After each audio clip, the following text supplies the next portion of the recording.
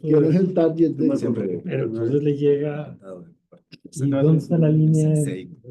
¿En qué momento te imaginas un actor político aquí ya así mismo, cargando el niño, casi el parque? académica. Vengo de Indautor. así mismo. Justo por lo de la revista. La preocupación es esa, No, ¿por qué estos tipos tan locos son tan La exitosos? reserva de derecho. Que sea, Sí, mándamelo, por favor. Los detalles burocráticos ahora tienen que volver a empezar. Bien, pues buenas tardes. Son las 6:15 en punto. Entonces, ¿les parece? Vamos a iniciar. Bueno, estamos ya transmitiendo para las personas que nos escuchen o nos estén viendo por Zoom o por Facebook. Estamos aquí desde el Departamento de Comunicación, aquí en la Universidad Iberoamericana. Estamos en el aula de videoconferencias del edificio E, segundo piso, donde llevamos a cabo esas actividades de divulgación del área académica de posgrados en comunicación. El área académica de posgrados en comunicación incluye a la maestría en comunicación, al doctorado en comunicación y a la maestría en cine. Y bueno, de forma conjunta, ya desde hace algunos semestres llevamos a cabo estas actividades con la finalidad de, pues, seguir impulsando la difusión de productos de investigación, de reflexiones académicas, de inquietudes intelectuales de todo tipo, que puedan ser de interés para estudiantes o profesores de posgrado especialmente. Y bueno, en esta actividad estamos involucrados principalmente el doctor Carlos Manuel Rodríguez Arechavaleta, que es coordinador del doctorado en comunicación, y yo que soy Samuel Martínez, quien coordino la maestría en comunicación. Y bueno, invitando a diferentes académicos y profesores, tanto de la Ibero como fuera de la Ibero. Lo que hacemos en este espacio es justamente tratar de promover el diálogo, el conocimiento de obras, ¿no? Pueden ser artículos, pueden ser libros, pueden ser películas, reportajes, ¿no? Con la finalidad de estimular el interés en pensar nuevos temas, ¿no? En no salirnos un poquito a veces de los temas tradicionales, ¿no? Entonces, este espacio, por eso agradecemos mucho, Mario, que nos acompañes. Muchas gracias. Vamos a reflexionar el día de hoy sobre el libro justamente de La batalla por la atención. Tiene un subtítulo más largo. Sí.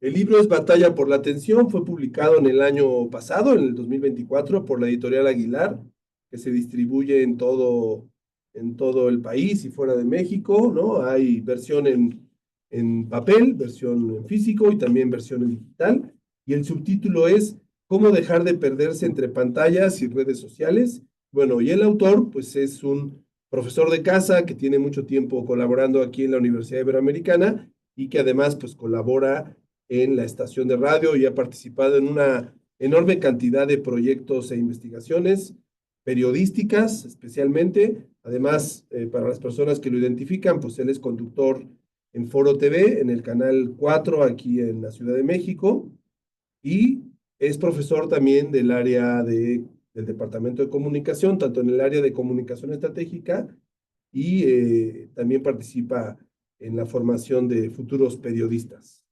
Él es el profesor Mario Campos. Mario, bienvenido. Muchas gracias. Muchas gracias por acompañarnos. Y bueno, antes de presentar aquí a nuestros profesores invitados, tanto a Edmundo como a Carlos Mario, le quiero ceder brevemente la palabra a Carlos Rodríguez Arechavaleta para que nos dé algunos comentarios simplemente de inicio de esta actividad.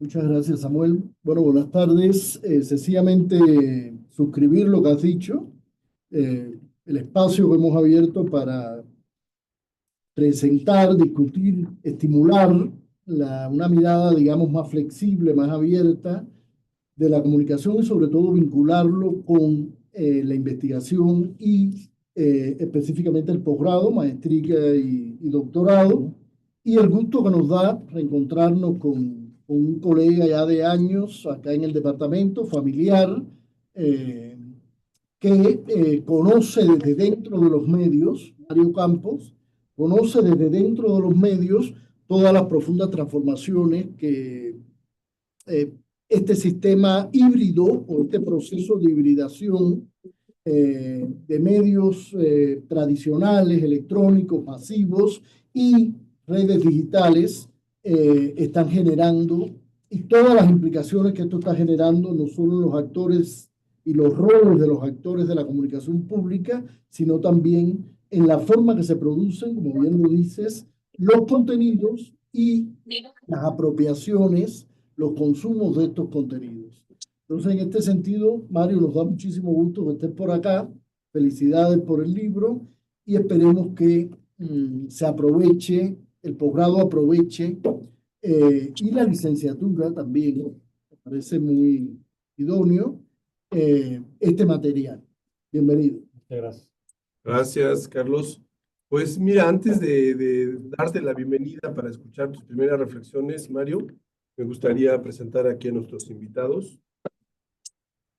Bueno, en primer lugar vamos a presentar al doctor Edmundo Cervantes. Él es filósofo de formación por la UNAM en licenciatura y maestría y es doctor también aquí en filosofía por el Departamento de Filosofía de la Ibero. El profesor Edmundo ha colaborado aquí en varios departamentos, aunque especialmente se ha concentrado en filosofía. Él es especialista en filosofía medieval y actualmente colabora en la Asociación de Profesores de API, coordinando una revista, así que Edmundo nos ha acompañado en varias actividades, ha participado, y bueno, a mí me pareció muy pertinente invitarlo a él especialmente, porque él como profesor de filosofía que da clases a estudiantes de licenciatura, también le da clases a estudiantes de comunicación, o le ha tocado dar clases a estudiantes de comunicación.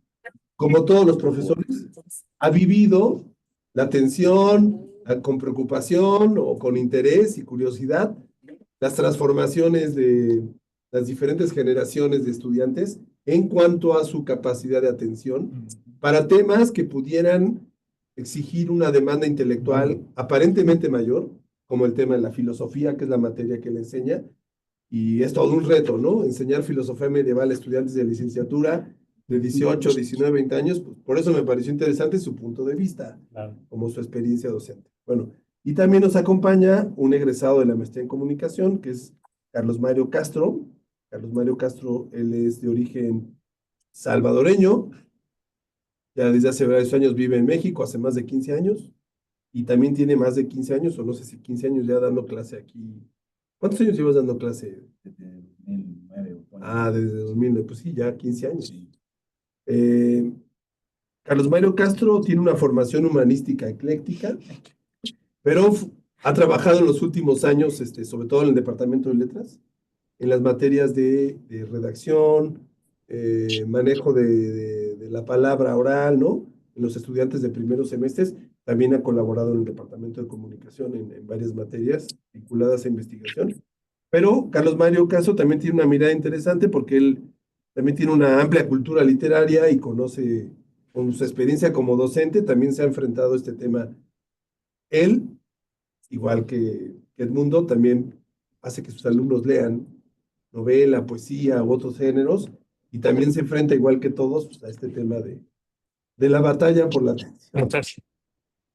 Entonces, bueno, vamos a darles entonces la bienvenida.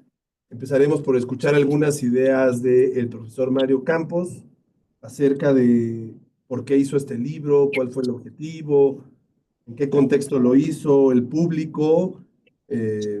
Sabemos que ha tenido presentaciones en los últimos meses en diferentes lugares. Y bueno, será interesante escuchar este comentario introductorio del propio autor, de Mario Campos, para después pasar a escuchar los comentarios tanto del doctor Edmundo como del maestro Carlos Mario Castro. Muy bien. Pues muchas gracias al Departamento de Comunicación por este espacio. Muchas gracias, Carlos. Gracias, Samuel. Y siento raro sin ver el micrófono, pero supongo que nos escuchan bien. Sí, están ahí. ¿No? Entiendo que funciona bien esto y que nos estarán oyendo. Gracias a las personas que están conectadas, tanto en el Zoom como en Facebook. Si me escuchan todavía con la voz medio maltratados porque vengo saliendo de una operación de nariz de la última semana. De hecho, esta es mi primera actividad de vida civil después de una semana de estar guardado, pero con mucho gusto de estar acá con ustedes y muchas gracias a los profesores invitados que tenemos oportunidad de comentar ahora con Carlos y con Edmundo. El libro El libro, yo creo que como la mayoría de las cosas que escribimos, quienes hemos tenido la oportunidad de escribir, responde siempre a una preocupación personal.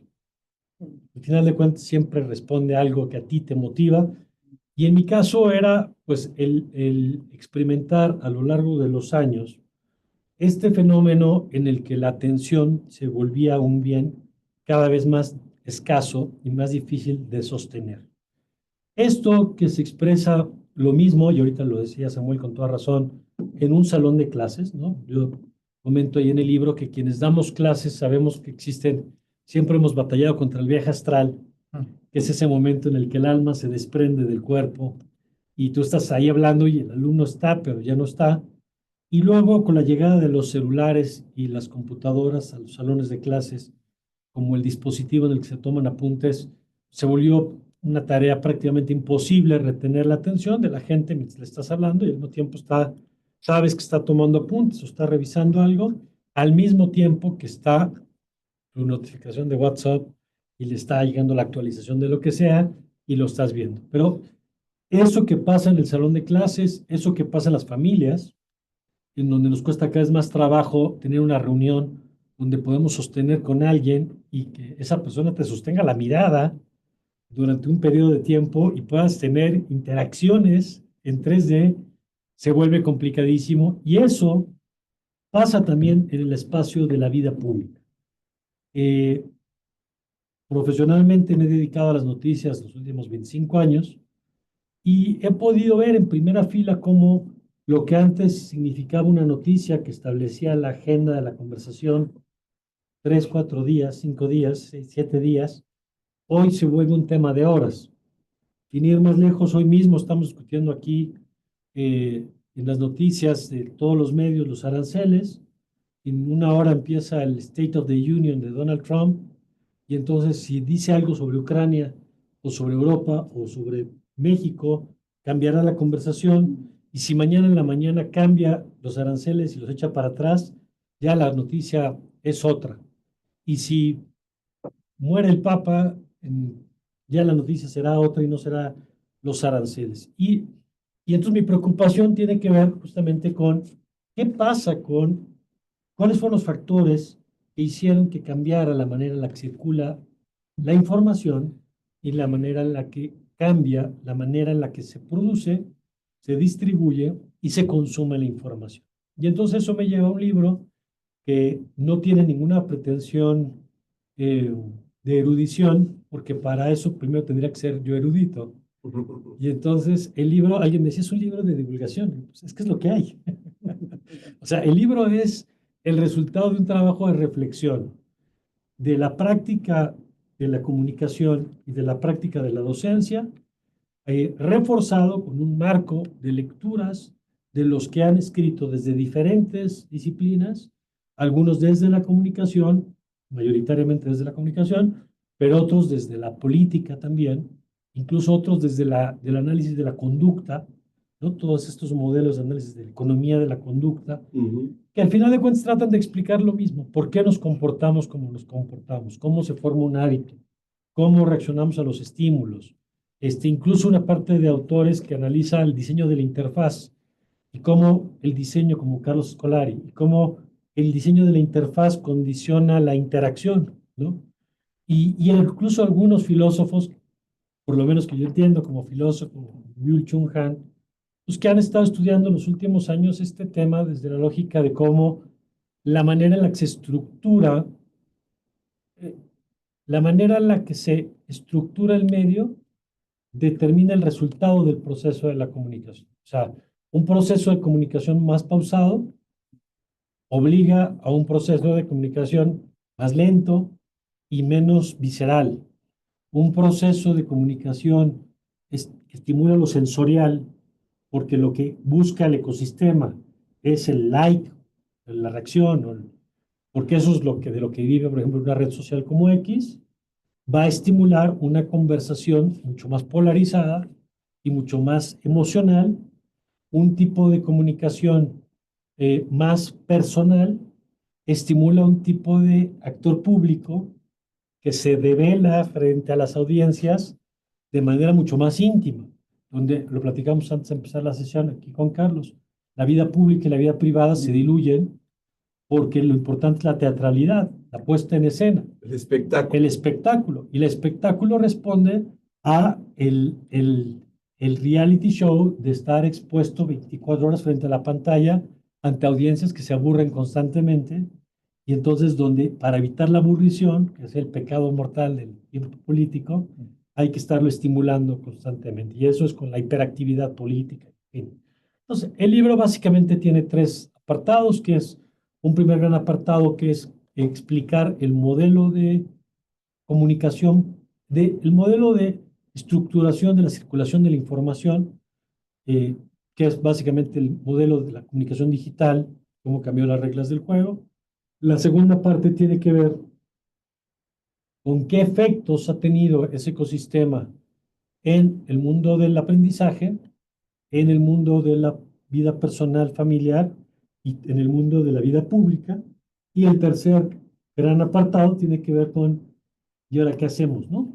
Frente a esto, ¿qué hacemos? Y ahí lo que hago es recoger a diversos autores que en los últimos años, desde diversas disciplinas también, algunos con un enfoque muy si quiere, conductista, ¿no? Muy de la psicología conductista de estímulo, reacción, de cómo modificamos el entorno para modificar la conducta, y alguna reflexión un poco más de, bueno, pues, cuál es el rol del Estado también en esto, ¿no? Y entonces el libro termina planteando algunas alternativas bajo la premisa de que hay tres actores involucrados: el Estado, que algo tendría que decir sobre esto; dos, el sector privado, propias plataformas que son las que han creado el entorno; y tres, los usuarios. Y ya me enfoco ahí particularmente a nivel del usuario, de qué está en tus manos que puedes hacer. Y cierro con una reflexión todavía muy en construcción de un tema pues, que está en desarrollo en el que estamos hablando, que es la inteligencia artificial, y simplemente conectar los puntos de esa inteligencia artificial en ese momento, y creo que no ha cambiado de ese momento a hoy en lo fundamental, qué impactos puede tener en el ecosistema de la información que hoy tenemos, que es la producción la multiplicación de la producción, que se va a acelerar, ¿no? Porque va a ser cada vez más fácil producir contenido. Y dos, va a ser más fácil que el contenido sea personalizado para nuestros gustos, con lo cual cada vez va a ser más adictivo. Y tres, la falsificación de la verdad, que va a ser cada vez más difícil distinguir lo verdadero de lo falso en el ecosistema en el que estamos, ¿no? Y bueno, ese es el libro que pongo a su consideración y que agradezco mucho la invitación para presentarlo aquí en casa. En efecto, me siento en casa porque yo estudié aquí la licenciatura y llevo 20 años como docente en comunicación, pues aunque soy de ciencia política, mi casa más es el departamento de comunicación, y agradecido de la lectura y por supuesto de escuchar con mucho interés lo que tengan que decir al respecto. Muchas gracias. Excelente, muchas gracias, Mario. Pues sí, es importante aclarar que es un libro que va dirigido a un público amplio, Sí, sí. ¿no? Porque el lenguaje, la redacción está hecho justamente, como ya dijiste, no busca caer en tecnicismos así muy oscuros, ni mucho menos, y hasta tiene un tono, digamos, yo pensaría, sí, muy, para gente joven o adultos jóvenes, ¿no? Y es importante aclarar eso, porque efectivamente presentamos muchos textos académicos y pocas veces presentamos ensayos o trabajos que van a otros públicos, y sí es importante aclarar eso para el diálogo, ¿no? Y bueno, obviamente este texto, como ya mencionaste tú algunos autores, forma parte de una lista larguísima de publicaciones que en los últimos, que no sé, de la pandemia para acá empezaron a surgir como respuesta a la preocupación de los cambios en la capacidad de atención, de concentración, ¿no? Pues sobre todo de los estudiantes, ¿no? Sabemos ahorita en este momento que han pasado ya algunos meses desde que algunos países ya han hecho cambios en su reglamentación escolar para prohibir, por ejemplo, el uso de celulares en las escuelas. En algunas otras partes del mundo se ha prohibido el uso de redes sociales hasta cierta edad. En otros países se está regulando en este momento, ¿no? Si se controla o no el acceso a redes sociales hasta cierta edad. En México hay iniciativas desde hace algunas semanas, ¿no? En que se lleva a cabo una legislación parecida. muy interesante Sí. en ese marco en Empieza a discutirse cada vez que más. se discuta este tema, ¿no? Así que bueno, escuchemos sus opiniones, Edmundo y Carlos. Empezamos con Edmundo, ¿te parece? Sí, Así gracias. que bienvenido, Edmundo. Si quieres comentar algo previamente, nada más de tu formación o algo, porque para que la gente que nos ve te identifique. Yo ya dije a grandes rasgos que eres filósofo, pero si quieres decir algo más, alguna publicación o algo que quieras compartir. Algo. Sí, gracias, Samuel. Bueno, creo que ya mencionaste como lo más relevante. Soy docente de la Universidad Iberoamericana desde hace varios años y justo estoy en este momento dirigiendo la revista de la Asociación de Profesores e Investigadores de la Ibero. Están cordialmente invitados. Justo estamos cerrando convocatoria del segundo número y abriendo la convocatoria para el tercer número. Me gustaría ya enfocarme en esta breve presentación. Agradezco a Samuel, al autor, Mario Campos, que está aquí presente. Inicio la lectura. En un mundo donde la tecnología ha permeado casi todos los aspectos de la vida humana, la atención se ha convertido en un recurso escaso y altamente disputado, como lo mencionó el autor hace unos minutos. Mario Campos, en su libro Batalla por la atención, cómo dejar de perderse entre pantallas y redes sociales, aborda esta problemática con una mirada crítica y propositiva, explorando, como ya pudo resumir, explorando cómo las grandes empresas tecnológicas compiten por captar y retener nuestra atención, ¿no? Esta cuestión de la comunicación digital. Las consecuencias de esta dinámica en la vida humana cotidiana y las herramientas que se pueden emplear para recuperar el control sobre el tiempo que invertimos en estas plataformas, en estas cuestiones digitales y el bienestar en el mundo digital. Esta sucinta presentación busca profundizar en las ideas centrales del autor, rescatando los conceptos y aportaciones más relevantes de la obra en la medida de lo posible y reflexionar sobre su impacto en la sociedad contemporánea, ¿no? Y de paso arrojaré algunas preguntas, algunas cuestiones, ¿no? Que sería interesante escuchar del propio autor. Continúo. Desde el inicio, Campos establece una premisa fundamental. La atención humana es el nuevo campo de batalla en el que las grandes empresas tecnológicas libran una guerra silenciosa pero implacable. Los dispositivos móviles en particular se han convertido en herramientas omnipresentes que centralizan múltiples funciones de la vida diaria, desde la comunicación hasta el entretenimiento, pasando por el trabajo y el consumo de información. A ver, una muestra es claro, en este momento todos los presentes tienen junto a ellos al Black Mirror, ¿no? Tienen en este momento el celular, ¿no? Nuevamente, esta presencia que está ahí, latente en todo momento. Esta centralización ha incrementado exponencialmente la capacidad de estos dispositivos para captar y retener la atención humana. Voy a reiterar mucho esta cuestión de lo humano, ¿no? Porque quiero llegar a un punto filosófico, espero, ¿no? Convirtiéndolos en extensiones casi inseparables del ser humano, ¿no? Recordarán creo que ya todos somos de suficiente edad, ¿no? Para recordar los 80, ¿no? Los cyborg, ¿no? Cómo el ser humano siempre se veía parte humano, es decir, una nueva concepción del ser humano era parte humano, parte máquina. Ya muchos autores, muchos filósofos contemporáneos plantean ya esa cuestión de que ya no es el futuro, es decir, ya no es algo que ocurrirá después, sino que efectivamente somos cyborgs en este momento, en el presente. Ya no nos podemos separar de este rectangulito, de esos rectangulitos que están en la mesa.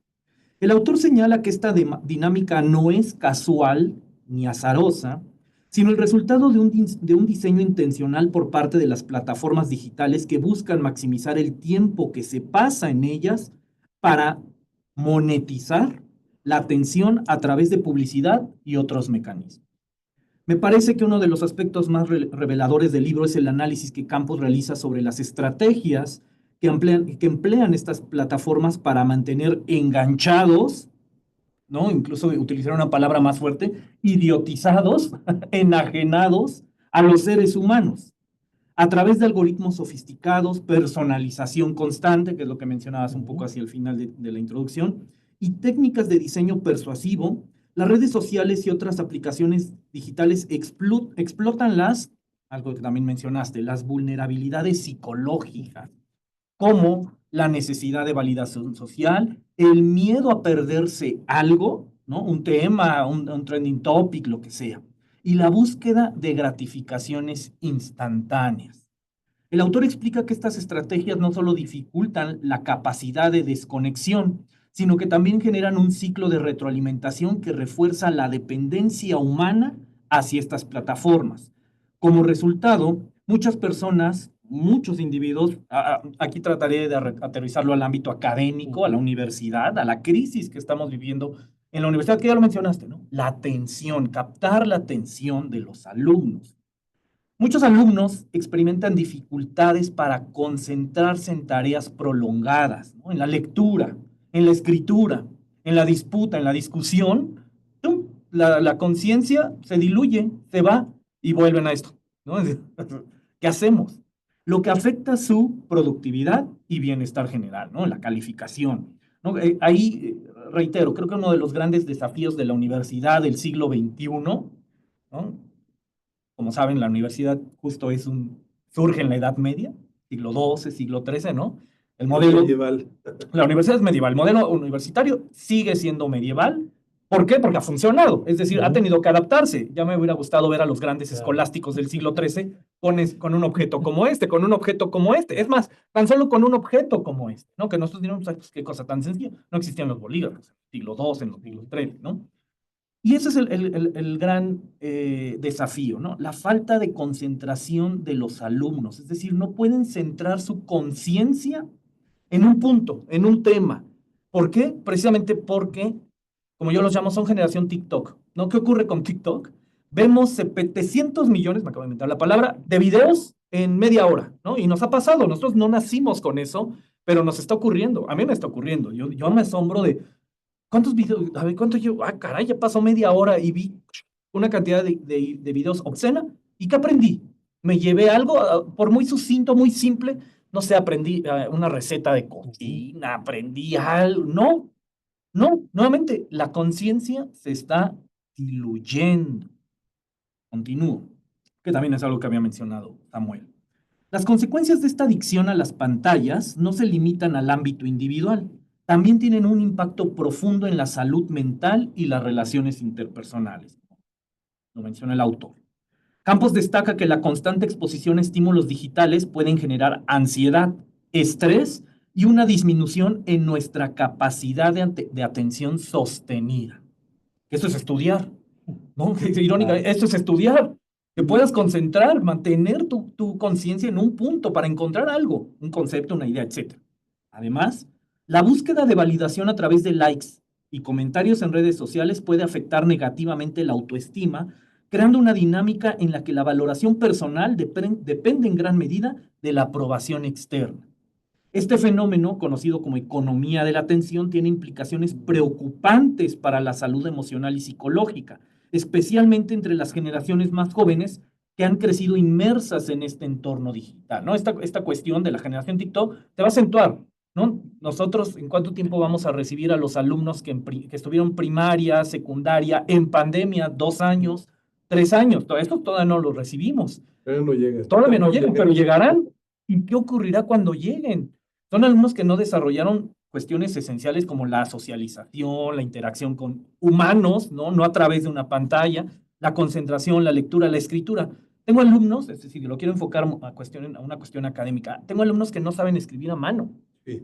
Oye, no usan pluma ni cuaderno. Es raro el alumno, incluso en comunicación, que debería de ser una herramienta básica. Alumnos ya no llevan pluma ni no llevan pluma. Sí, sí, sí. No conocen esto, no conocen lo que es una hoja de papel. O sea, si tengo alumnos que escriben a mano es porque tienen una tableta y escriben ahí a mano.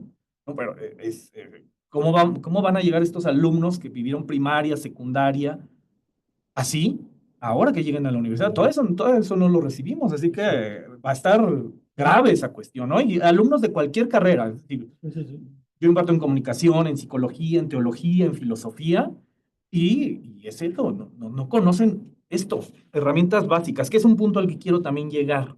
cuando me preguntan, ¿y cómo podría haber una posible propuesta a esto? En el ámbito social y político, continúo, el autor advierte sobre los riesgos de la sobreexposición a información digital.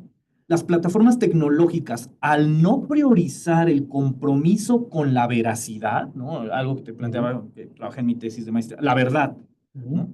Facilitan la propagación de noticias falsas y contenido polarizante. Esto no solo contribuye a la fragmentación del discurso público, político, sino que también erosiona la cohesión social y el funcionamiento de la democracia, ¿no? México. El mundo en general.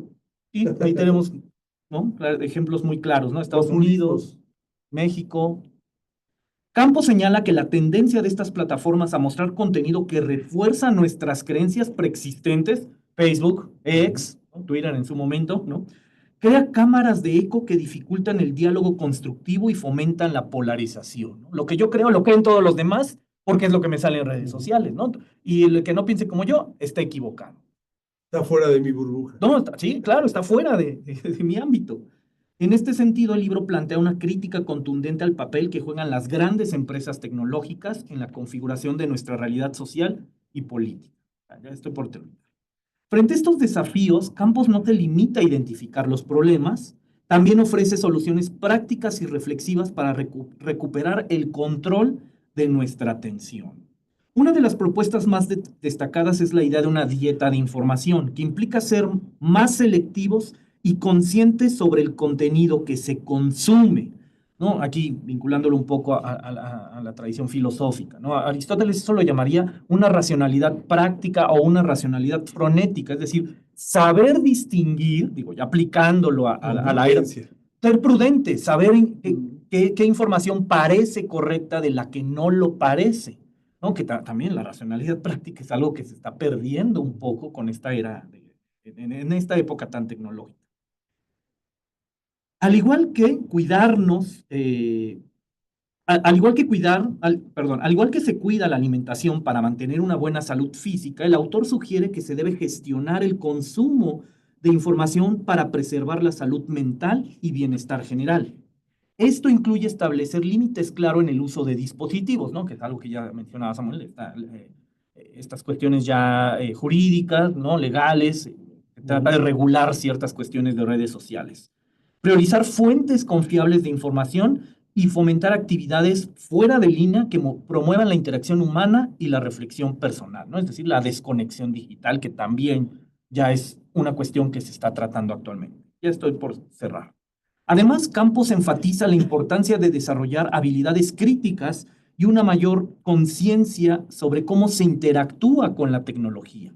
En un mundo donde la inteligencia artificial, ¿no? Que también es un tema que ha surgido con mis alumnos, ¿no? Cuando me dicen, es que las inteligencias artificiales, ¿no? Que están tan de moda, que todos conocemos, no son inteligentes. A ver, es decir, ¿qué significa inteligir? Inteligir significa generar nuevos conceptos, generar nuevas ideas.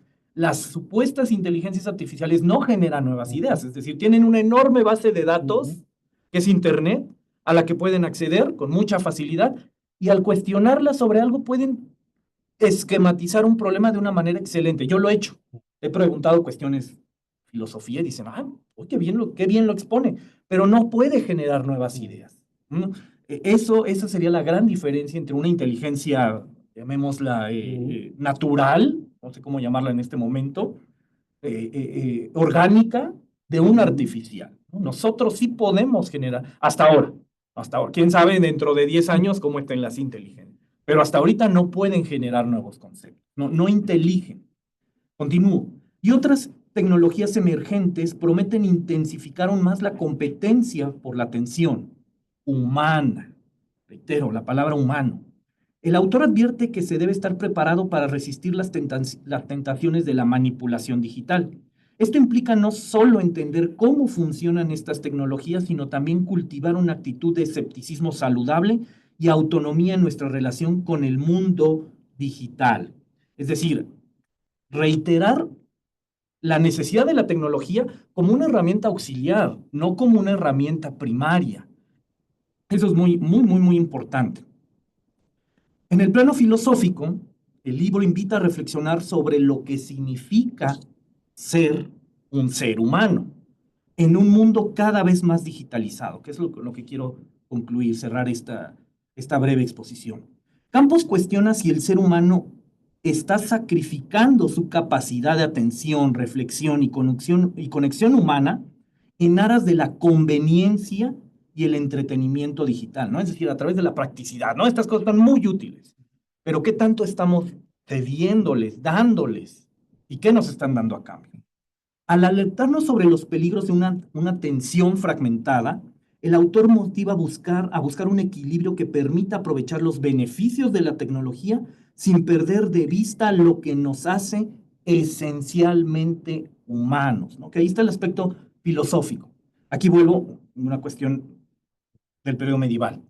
Tomás de Aquino, en la Suma Teológica, precisamente habla sobre qué es el ser humano y cómo se distingue, por ejemplo, de otros animales.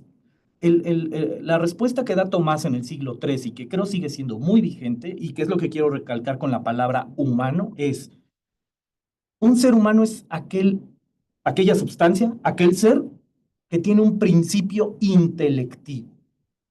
Los animales, nos decía Tomás en el siglo XIII, los animales no tienen ese principio intelectivo. Decía, tendrán alma, Dios se las ha dado, como a nosotros, pero ellos no tienen lo que llamaban los medievales espíritu. El espíritu era eso, ese principio intelectivo.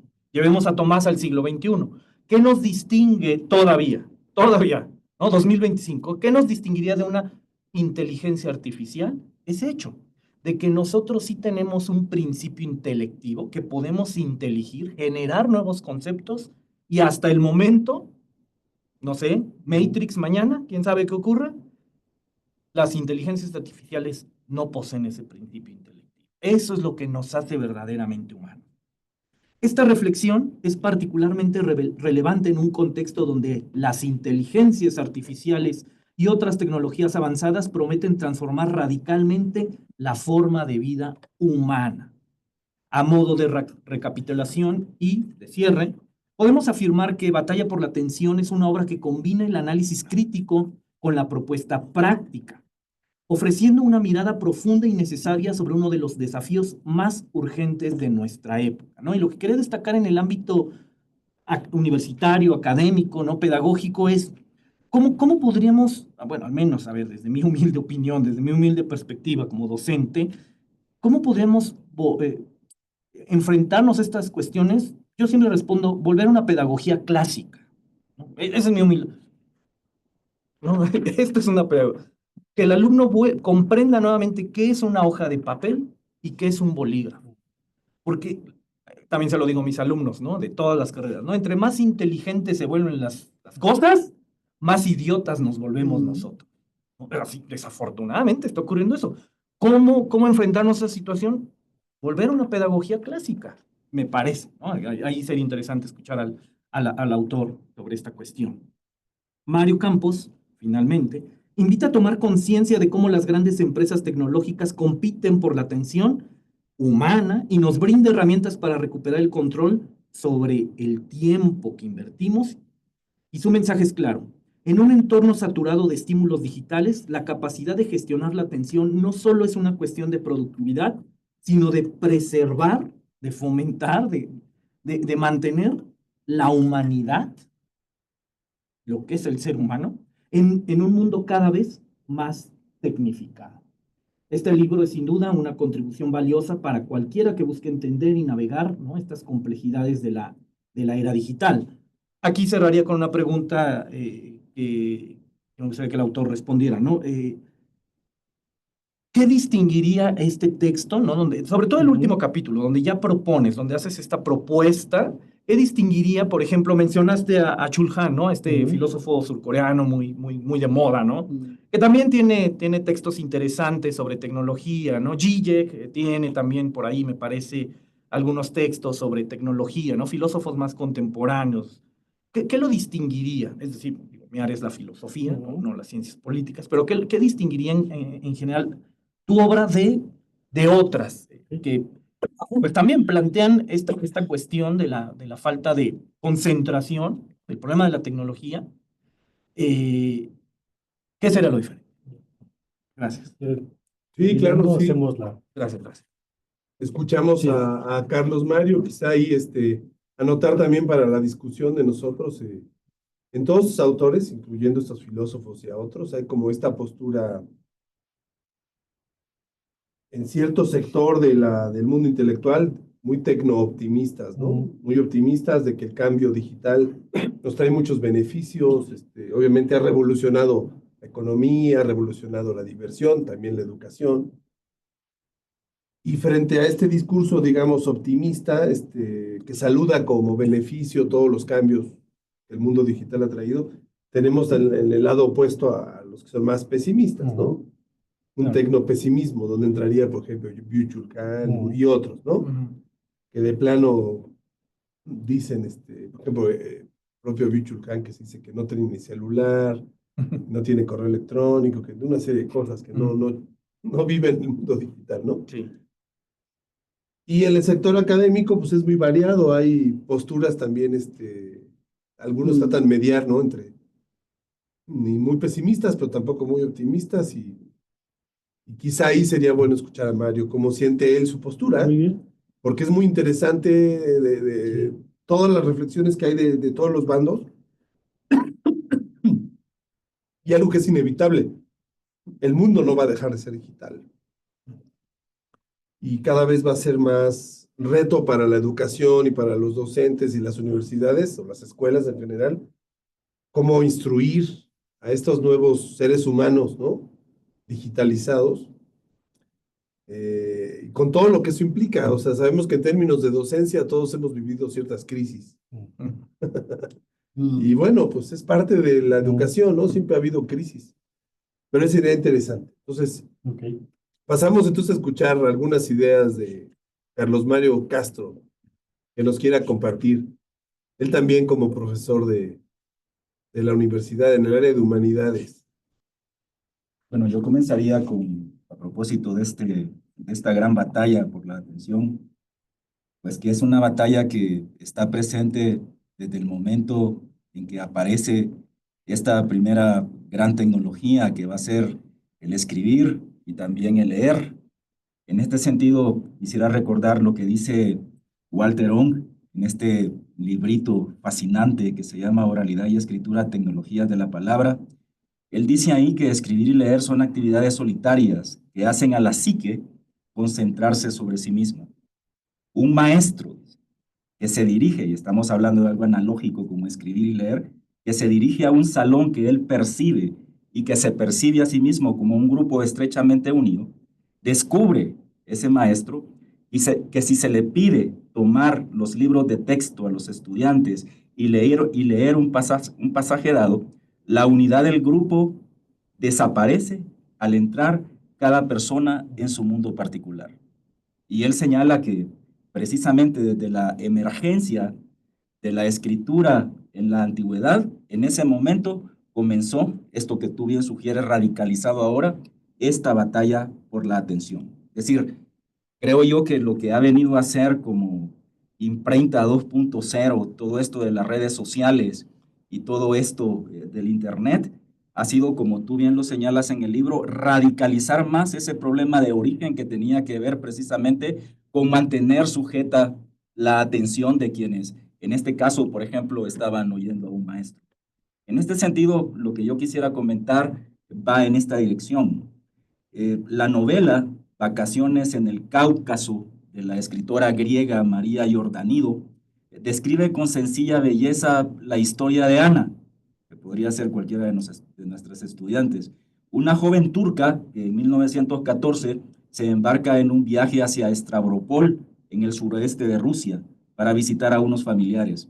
Las vacaciones, que en principio serían breves, de pocos meses, se convirtieron para la estudiante viajera en 5 largos e intensos años, cuando sin esperarlo se vio involucrada en medio de los grandes y destructores sucesos de la Primera Guerra Mundial y después de la Revolución Rusa de 1917. Ana vivió en poco tiempo un dramático cambio de mundo que la obligó a adaptarse, aprender y reinventarse en muchos sentidos durante los años en que permaneció lejos de su patria, en aquella Rusia revolucionaria, donde poco a poco el dinero acabaría por ser abolido, aunque no destruido, el oro perdería su valor comercial, la empresa privada estaría prohibida y todo el mundo llevaría una carta de racionamiento para satisfacer sus necesidades más básicas. Bueno, una situación parecida nos ocurre a nosotros. Nuestro mundo también se halla en un momento histórico fascinante, pero también peligroso, que bien podría describirse como de un nuevo interregno, es decir, una etapa de lenta y profunda transición en donde están sucediendo toda una serie de cambios, reajustes y nuevas formas de reconfigurarse los sistemas de funcionamiento de esta sociedad, y a diferencia, por ejemplo, del invento de la imprenta, ya no es regional, sino que es mundial. Y tú creo que lo señalas muy bien en tu texto. Como suele pasar en estos periodos de interregno, de gran transición, nos embarga la incertidumbre de no saber cómo será el nuevo mundo que tomará el relevo del anterior, cuáles serán sus características. Para eso, creo que este libro se inscribe muy bien en eso, necesitamos reflexionar y con el ejercicio del pensar, de la imaginación, intentar hacer una radiografía que nos permita distinguir mejor algunos de esos rasgos de la sociedad que se anuncia todavía borrosa y distante en el horizonte. En este sentido, el libro La batalla por la atención de Mario Campos nos ofrece una radiografía diáfana para diagnosticar mejor aquella incertidumbre al ayudarnos con su libro a comprender mejor algunos de los potentes cambios que sacuden a nuestro tiempo. Aquí quiero recordar a un sociólogo que es del futuro, creo yo, porque vaticinó muchos de estos problemas, que es Niklas Luhmann, quien a propósito en su momento de la comunicación electrónica a través de las computadoras, él señalaba que por la novedad en ese momento de estos medios, o que estos medios entrañaban, no se podía, decía él, en la sociología, estimar por el momento las consecuencias de estos medios, pero sí describir las estructuras de las innovaciones. En este sentido, me parece a mí que un aporte importante del libro de Mario Campos es que ya en este tiempo no se limita solo a describir cómo opera el Internet y sus redes sociales, sino que también da buena cuenta de algunas de las consecuencias que estos medios provocan en quienes se vuelven dependientes de ellos. Al respecto, el libro ofrece una reflexión didáctica y amena sobre cómo las pantallas y las redes sociales han transformado nuestra capacidad de atención y nuestras vidas. El autor aborda temas como los costos sociales y políticos de la adicción a los dispositivos móviles, la manipulación de nuestra atención por parte de las grandes empresas tecnológicas y las consecuencias personales de esta dependencia rayana en una adicción que es programada y que es provocada.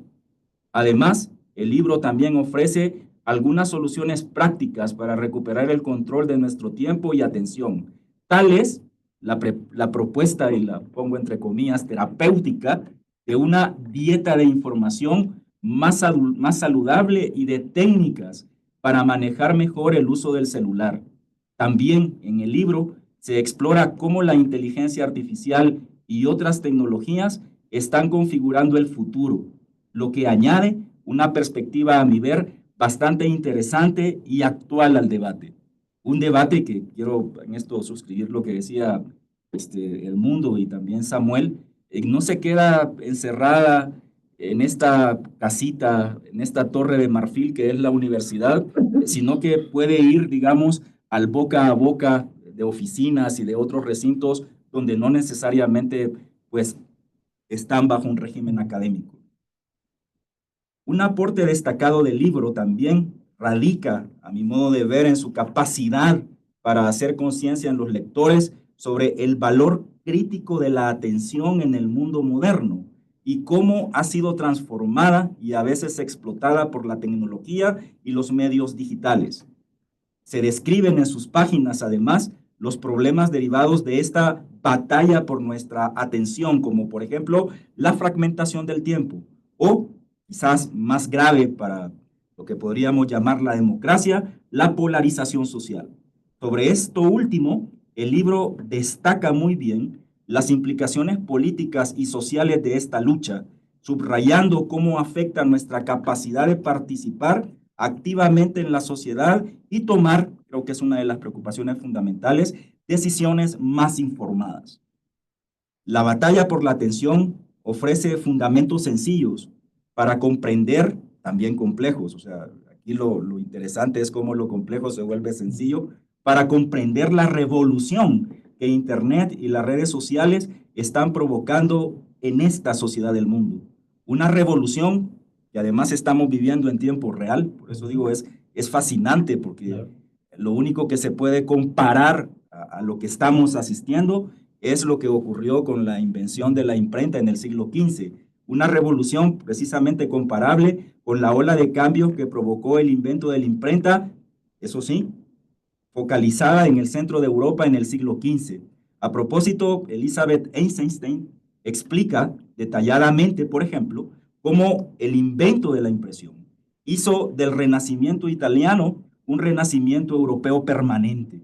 Dice, produjo la Reforma Protestante, reorientó la práctica religiosa católica, afectó el desarrollo del capitalismo moderno, hizo posible que ese pedacito de Europa que era la central explorara el mundo, cambió la vida familiar y la política, difundió el conocimiento como nunca antes, hizo del alfabetismo universal un objetivo formal, volvió posible el surgimiento de las ciencias modernas y dio nuevas facetas a la vida social e intelectual.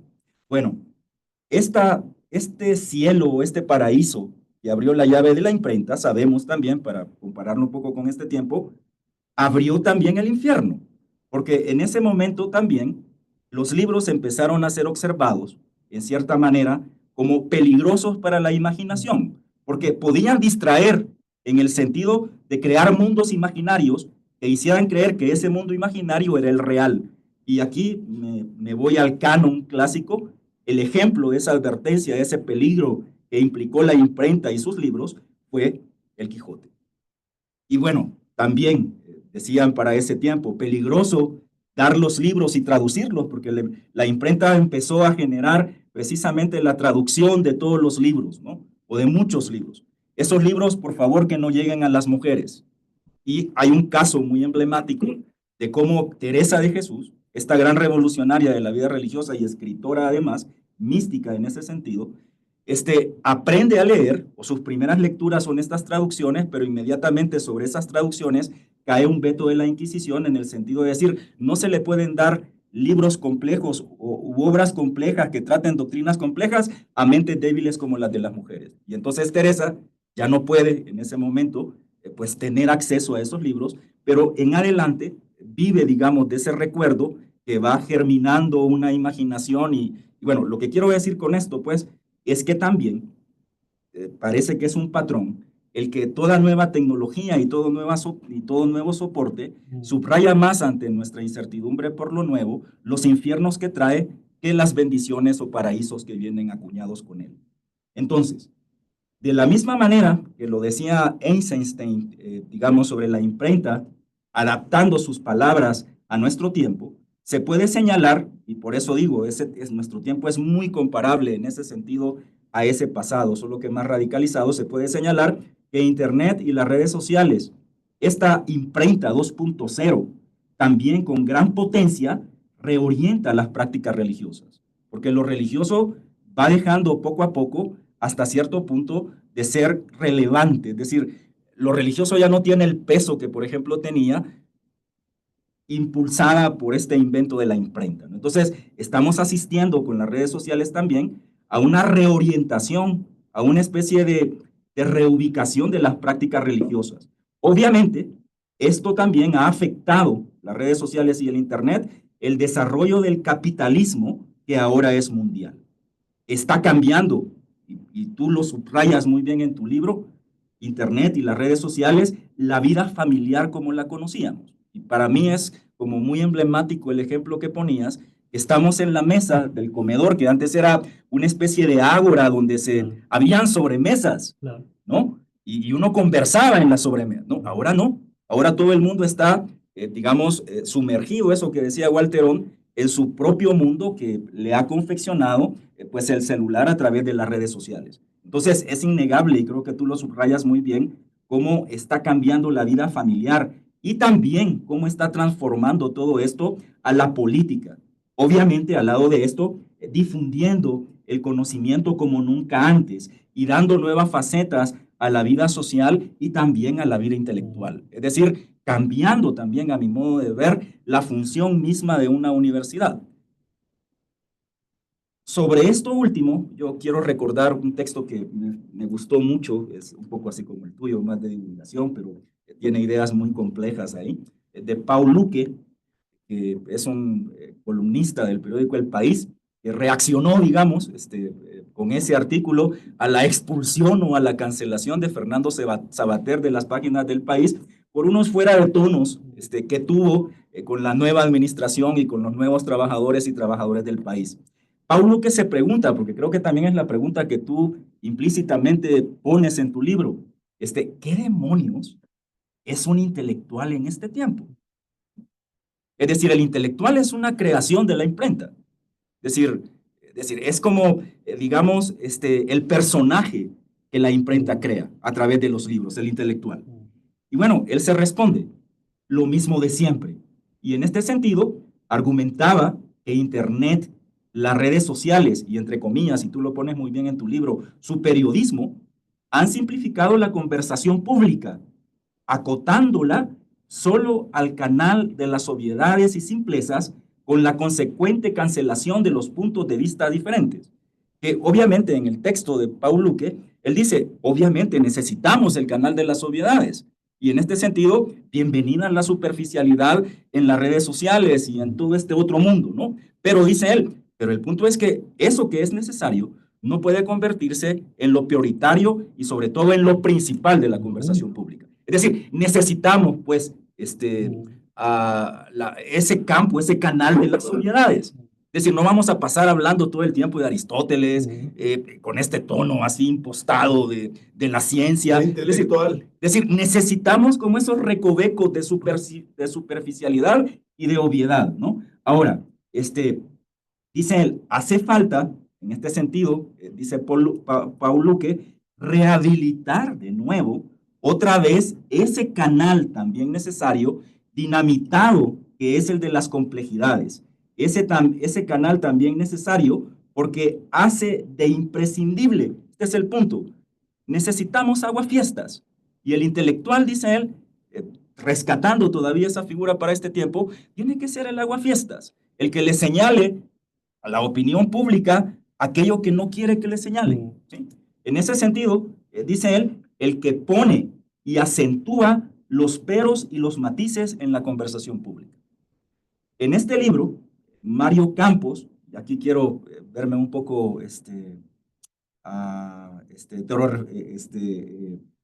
autorreferente en lo que atañe a la Ibero y su impronta jesuita. Recordemos que la Compañía de Jesús es una de las grandes consecuencias precisamente de la imprenta. Sin la imprenta no hubiera emergido esta organización religiosa, porque en la base de su fundación están los libros y la experiencia de lectura. Es decir, en este sentido me parece que tu libro avanza en la inquietud que en 2010 estableció como prioridad de las universidades jesuitas Adolfo Nicolás, el entonces superior de la Compañía de Jesús. Bueno, ese texto, esa conferencia que pronunció acá, pues pasó como desapercibida, no se reparó mucho en ella. Pero en aquel entonces, esto que tú observas ahora como más fundamentadamente, se observaba que un efecto, estoy hablando de 2010, negativo de Internet y las redes sociales, era la superficialidad, que en este caso no entraña una afrenta contra las tecnologías de la información y la comunicación, que por otra parte tantos beneficios como incontables contribuciones prodigan a la humanidad del siglo XXI. En este sentido, se decía en esa conferencia, hemos experimentado esa mundialización de la superficialidad y sus secuelas en los miles de jóvenes confiados a nuestras instituciones educativas. Y decían, cuando uno tiene acceso a tanta información tan rápido y fácilmente, cuando se pueden expresar y publicar las reacciones en forma tan inmediata, sin pensarlas, cuando la última columna de opinión de New York Times o de El País o el nuevo video pueden difundirse con tanta rapidez inusitada a todas las personas en la mitad de todo el mundo, entonces el proceso de pensamiento crítico realmente llega a entrar en cortocircuito o en saturación, que tú dices en el libro. Una realidad que ahora padecemos ante la propagación, muchas veces malintencionada, de falsas noticias. Adolfo Nicolás, anterior general o superior de los jesuitas, recordó en aquella conferencia que cuando era provincial, porque también nos pasa eso aquí en la universidad, un grupo de profesores, de manera muy entusiasta, le manifestaba que Internet y las redes sociales son maravillosas, porque desde entonces dedicaban menos tiempo a leer, a pensar y a discernir.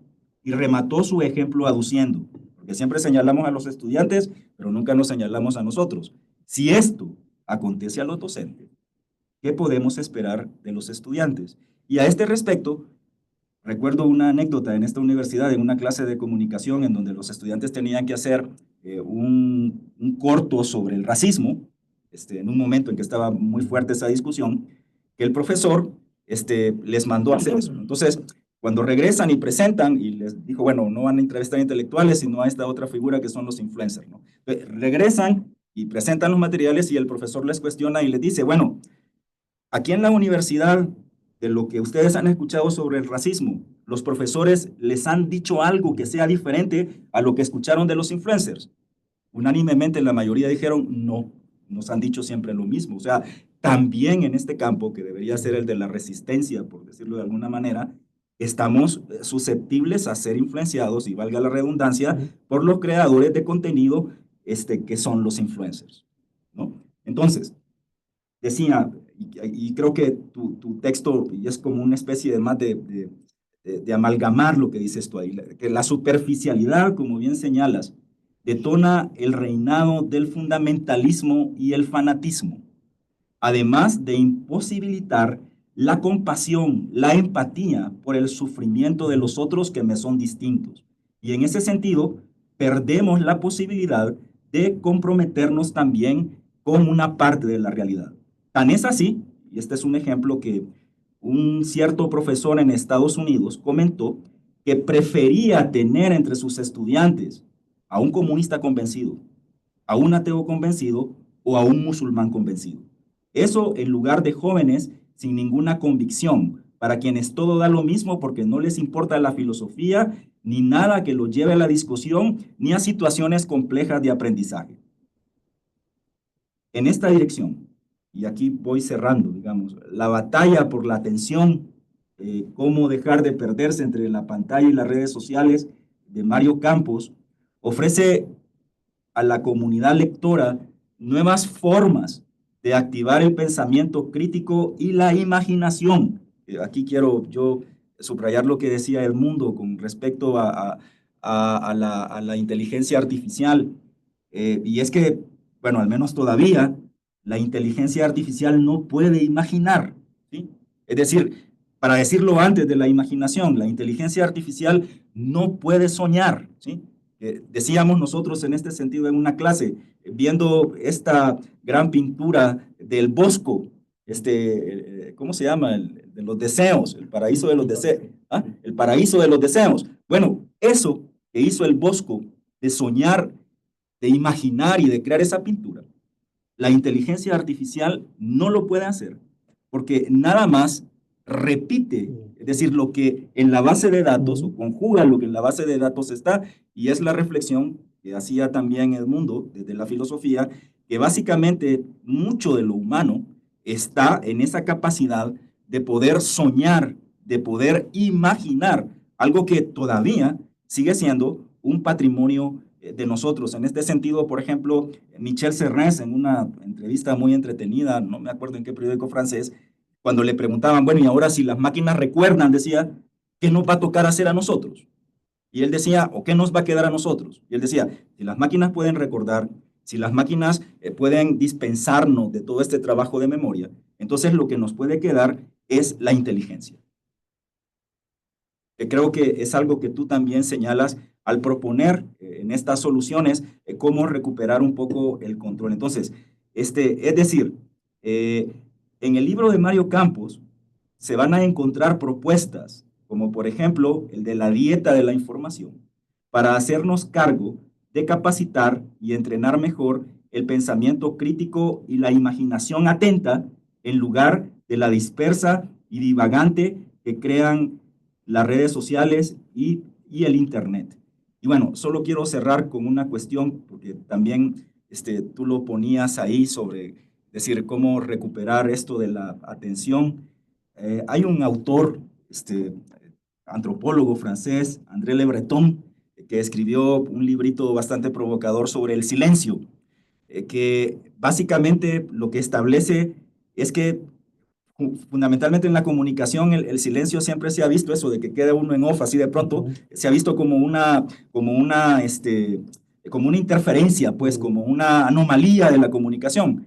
Y él dice, más bien para nuestro tiempo, el silencio también es una forma de comunicación, en el silencio de que para este tiempo, como tú también más o menos lo dejas ver ahí, implica un acto de disidencia y de subversión.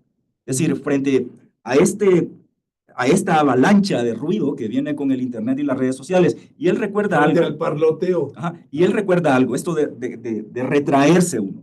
Y él recuerda algo que, por cierto, es un texto de 1984 de Orwell, que comento, a mí me sorprendió porque en 2016, con la primera elección que ganó Trump, de pronto en las editoriales reventó como un boom el texto de Orwell de 1984 en el sentido de que si la política no podía tener explicaciones para cómo alguien así podía ocupar la presidencia del país todavía más poderoso y más influyente del planeta, había que buscarla, decían entonces en la obra de Orwell en 1984, porque precisamente, yo creo sin pretenderlo, Orwell señalaba todo este mundo en la política controlado por las famosas telepantallas y todo este lenguaje que las telepantallas crean. Y entonces Le Breton retoma algo que me resonó mucho con tu texto. Dice, el primer gesto de disidencia, en este caso de rebeldía de Winston, el personaje, es recurrir a algo muy analógico, tener un diario para intentar, o sea, lo que decía un poco Edmundo, escribir a mano, ¿sí? Tener un diario para intentar reflejar distintos momentos de su existencia, sacar a la luz recuerdos, llenar de sentido, en definitiva, un universo mental que solo el eslogan, la consigna, ahora diríamos las redes sociales y sus contenidos, deberían alimentar. Winston, dice Le Breton, se inclina sobre su mesa para escribir intentando esquivar. Intento implica que hay un esfuerzo de quedar fuera del influjo de la telepantalla, intentando esquivar la telepantalla. Se impone a su vez el silencio sobre las fórmulas de la propaganda. Deja de ser, que es creo yo en lo que muchos nos hemos convertido, Le Breton lo dice así, un ventríloco del poder, nosotros de las redes sociales. Reencuentra el silencio interior, un pensamiento que ya no está hipotecado por las consignas. El recogimiento que surge en él, en el protagonista de 1984, le lleva a recorrer su pasado, a exhumar toda una memoria sepultada bajo la propaganda del partido, a ver su existencia desde otra perspectiva. La posibilidad del silencio propicia un juego con lo real, un ligero desplazamiento que rompe la evidencia de lo agobiante de los mensajes de las telepantallas o las manifestaciones colectivas en favor del poder. Winston, el personaje de 1984, ya no está saturado por la ideología, sino que abre los ojos al mundo y su sensibilidad se agranda en proporción directa al silencio que hace surgir en él. Yo quisiera desear para la aventura que implica tu libro en medio de este mar de lectores, que nos ayude a nosotros a estar menos saturados por el Internet y la ideología y que nos ayude también a abrir los ojos al mundo y a agrandar nuestra sensibilidad. Un poco, y con esto ya termino, recordando este personaje entrañable, esta película la recomendó Sam, de los días perfectos, Perfect Days, de Wim Wenders, que es precisamente el ensalzamiento de esto, de cómo recuperar espacios que nos hagan abrir los ojos a algo diferente a todo esto que nos ofrece el Internet y las redes sociales. Muchas gracias por el libro. Muchas gracias, Carlos. Pues sí, a mí me llama mucho la atención y quiero preguntarte también para agregarle al diálogo el tema de la alfabetización mediática. Sabemos que por lo menos desde que hay, obviamente, textos literarios, pero ya con la televisión, con el auge del cine, que en la educación, por lo menos anglosajona, se ha apostado por estimular desde la escuela, educar al estudiante para que se proteja, ¿no? En el tiempo de los periódicos, pues de la prensa y de la propaganda y demás, y bueno, ahora recientemente con el tema digital, pues también ha regresado un poco para educarnos al uso del teléfono, de los teléfonos inteligentes, de las redes sociales, y creo que el libro tiene en estas secciones que ya comentaban Edmundo y Carlos Mario, sobre todo en esta parte de ideas para llevar y en estos cierres que tú tienes muy buenos, muy claros, concretos, que cualquier persona, sin ser un especialista, podía acceder a ellos y contrastarlos con su propia experiencia. Y tienen mucho sentido, pero yo veo ahí mucho esta parte de el educador que tú eres, digamos, como docente, el interés porque tenga esa herramienta que le permita, en este caso a los estudiantes o a los papás, defenderse un poco de esta situación que genera mucha incertidumbre, ¿no? De acuerdo. Oye, pues déjame responder un poco Adelante. a los temas. Primero agradecer a Edmundo y a Carlos su lectura. Es muy satisfactorio para mí escuchar todo lo que ustedes encuentran con su mirada desde su propia formación y experiencia. Muchas gracias por el tiempo para ello y para compartirlo. Y mira, el libro es interesante cómo es un proceso en construcción, antes, durante y después. Yo nunca había hecho un libro así, he colaborado con algunos textos, pero es como una especie de producto que alcanza un punto de madurez, lo entregas, se publica, pero el producto sigue madurando. Y entonces hay cosas que hoy pienso que no alcancé a poner acá, pero no habría puesto porque no las había escrito, ¿no? Y la sensación que tengo, y lo confirmo con lo que acabo de escuchar, es que el libro tiene una pretensión de ser un manifiesto en defensa de la libertad. ¿Una defensa de la libertad frente a qué? Pues la libertad de la captura de nuestro tiempo, de esto que decía el mundo, ese hoyo negro que es TikTok, que batallamos, me encanta además, porque los maestros no estamos libres de lo mismo, ¿no? Y nosotros mismos, yo mismo, y lo digo así en el libro, aquí está el libro, pero esta semana vienen las noticias de Trump y estoy pegado al teléfono y tengo que volver a reconfigurarme para recuperar y poder tener libertad. ¿Para qué? Porque la libertad lo que te permite es tomar distancia de la inmediatez. Y la toma de distancia es lo que te permite hacer los procesos que Edmundo y Carlos han dicho aquí. Solo cuando te despegas puedes tener aprendizaje. Solo cuando me encanta cuando dices mantener la atención por periodos prolongados es aprender. Pues es eso, ¿no? Es estudiar. Tienes toda la razón. Solo cuando tú mantienes distancia del acontecimiento puedes tener pensamiento crítico, porque si no lo que hay es una sucesión interminable de eventos, que es en lo que estamos hoy. Todo el tiempo es una sucesión de eventos, pero ¿en qué momento pongo pausa para preguntarme qué es lo que acabo de ver y qué implicaciones tiene lo que acabo de ver? No puede haber imaginación si no hay proceso creativo, y no hay proceso creativo si no hay aburrimiento. Y no hay aburrimiento si hay constantemente estímulo, ¿no? Solamente puede haber imaginación en el momento en que te pausas, te desconectas. Entonces, yo creo que me parece muy interesante lo que han dicho de cómo esas reflexiones primero no son nuevas y que cada proceso tecnológico que altera los procesos de aprendizaje, los procesos de información, trae su propia reflexión crítica. Incluso Carlos lo planteaba con el tema de la imprenta, pero podemos llevarlo a toda la discusión sobre la televisión y la radio y Y los el medios cine, electrónicos. todo, ¿no? Cada tecnología. Pero yo he dicho, por ejemplo, que ninguno de nosotros, los que lo están viendo, cuando tú veías la tele de niño y apagabas la tele y llegabas a tu casa, te ibas a acostar, llegaba y te decía, y hay un nuevo capítulo de la televisión. Y luego cuando tú ibas de camino a la universidad, tu teléfono se prendía, seguía y te decía... O la tele te avisaba, ¿no? Claro, la tele no te iba siguiendo todo el tiempo. ni te interrumpían el resto de tus actividades cotidianas. Y entonces, a la pregunta que hacías, Samuel, de dónde me coloco en este optimismo, pesimismo, yo creo que ya no hay lugar para los optimistas, porque lo que en algún momento era ingenuidad, hoy es perversidad. O sea, cualquiera que diga que no hay secuelas muy serias de esta tecnología, Y en salud, en donde cognitivas, ¿no?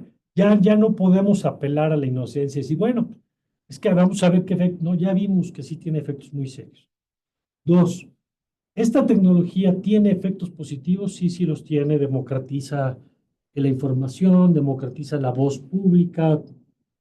Nadie le puede regatear a Internet muchas de las virtudes que tiene. Pero a mí hay lo recojo del campo del mundo de la ética, que cuando lo escuché el concepto me gustó, que es, ¿cómo sabes si algo es bueno o es malo? Pues si lo quieres para todos y si todos hicieran eso, sería bueno o sería malo.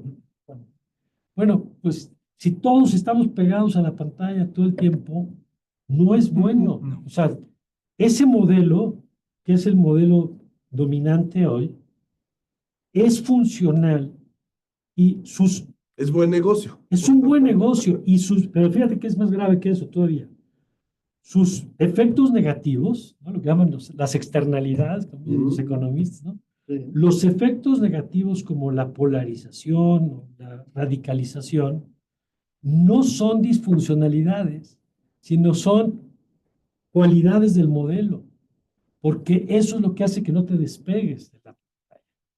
Entonces, no solamente es, bueno, sí, pues tiene sus problemas, no, es que el problema es una característica propia del producto, porque eso es lo que permite que la gente se retenga el mayor tiempo y eso es lo que permite que la fábrica siga facturando. Entonces, yo creo, y me encanta que además todos aquí hemos señalado lo mismo desde la reflexión académica hasta la anécdota de la sobremesa perdida o el espacio de docencia con el que batallamos, que de veras estamos ante una batalla civilizatoria. Y yo la primera vez decía, bueno, pues es muy pretencioso decir que un tema, que sea, ¿no? Más allá de que sea es el tema del libro, cualquier tema, decir que es una batalla civilizatoria, pues suena como, a ver, bájale 5 rayitas, porque todo el mundo piensa que su tema es importante. Pero mientras más pasa el tiempo y mientras más veo los efectos personales, cognitivos, sociales y políticos, sí creo que nos va mucho del futuro como sociedad y casi como civilización en recuperar la capacidad de decidir a qué le podemos y queremos poner atención y qué hacemos con esa atención. Lo que han dicho tanto Edmundo como Carlos, que me parece muy interesante porque no está orientado el libro hacia allá.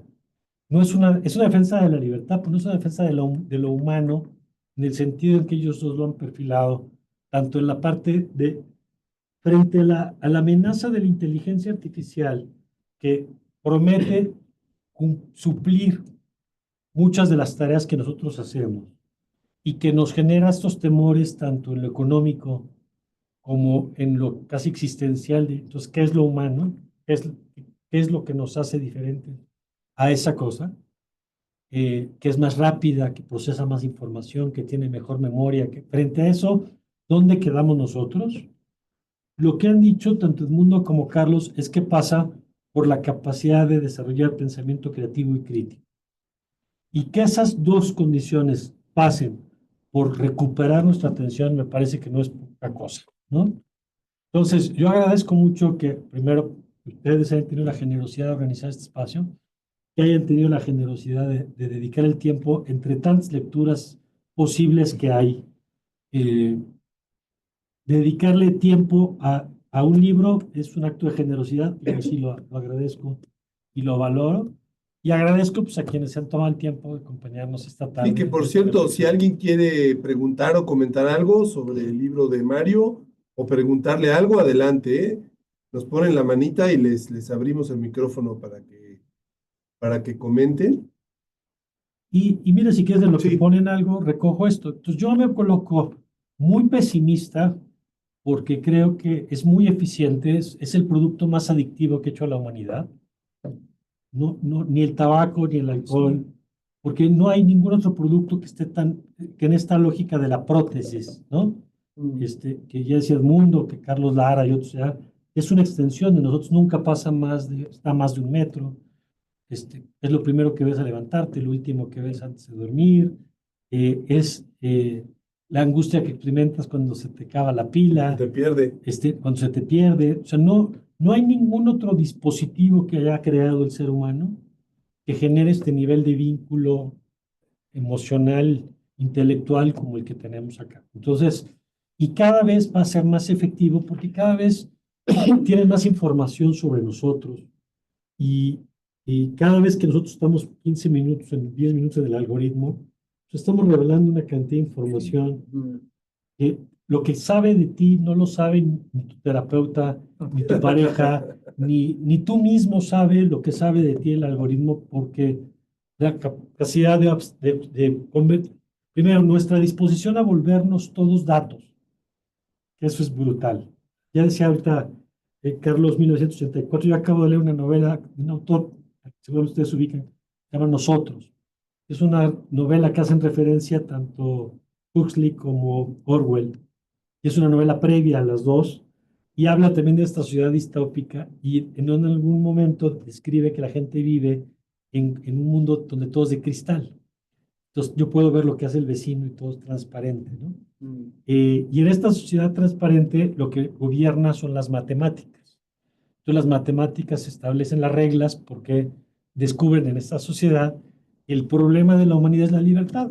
Porque cuando tú tienes libertad, tú te equivocas, tú cometes delitos, tú engañas, cuando suprimimos la libertad, todo funciona bien. Y entonces uno dice, pues, ¿quién, su sano juicio, sacrificaría la libertad por un modelo matemático? Hasta que vemos que hoy la ruta con la que voy a regresar a mi casa la va a decidir un algoritmo. La música que voy a escuchar me la va a decidir otra aplicación. Una aplicación mide cuántas horas de sueño tengo, cuántos pasos di, cuántos pisos subí, cómo están mis niveles de azúcar. Y es el algoritmo, madre, el que va a determinarnos Todopoderoso. cuál es la conducta que debemos seguir, porque el algoritmo sabe mejor que nosotros lo que mejor nos conviene. Y entonces, bueno, vaya momento para recurrir a la literatura y a la filosofía, porque yo creo que nos hemos quedado cortos luego en otras disciplinas para dimensionar el tamaño de fenómeno en el que estamos metidos, en el que nos metimos además por voluntad propia. Jimena, te cedemos la palabra, adelante.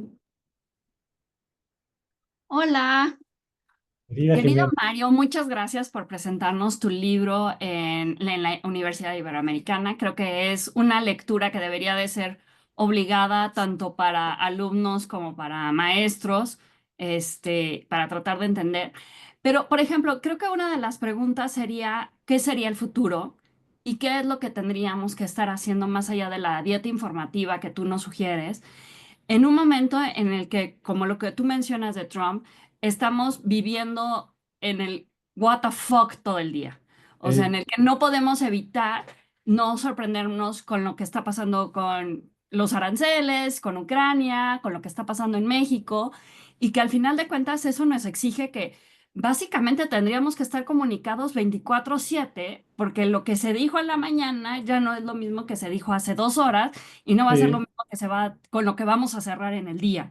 Entonces, para las personas que somos comunicadoras, esta, pues, ¿qué sería? Esta entrega de comida rápida, de fast food, que no nos permite ni siquiera detenernos a hacer una reflexión acerca de las cosas que están pasando, porque aparte es a propósito, como nos los dijo ese Steve Bannon o nos los dijo Trump en otras ocasiones.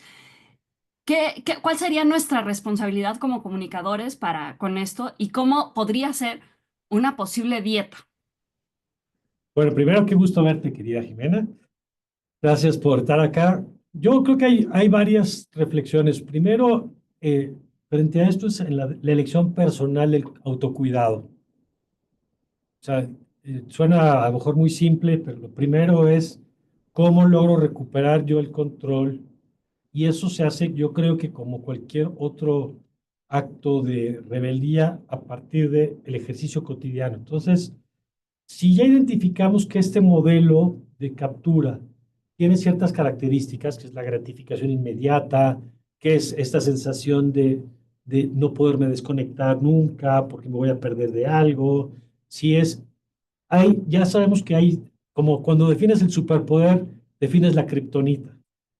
Entonces, ¿cuál es la kriptonita de este superpoder?